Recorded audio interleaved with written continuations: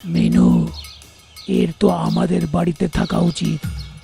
আমি আজ একে আনার বন্দোবস্ত করছি। বলেও হাসতে লাগে।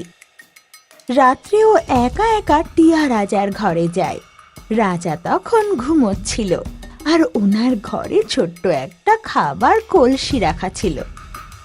গোল্ডি আস্তে আস্তে সেই কলসি নিজের পাঁজায় ধরে উড়ে চলে যায়।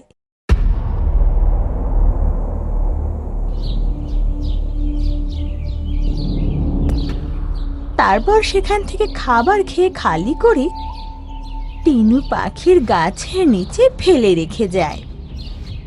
সকালবেলা যখন টিয়া মহারাজ নিজের খাবার চোরের খোঁজে সেই রাস্তা দিয়ে যাচ্ছিলেন,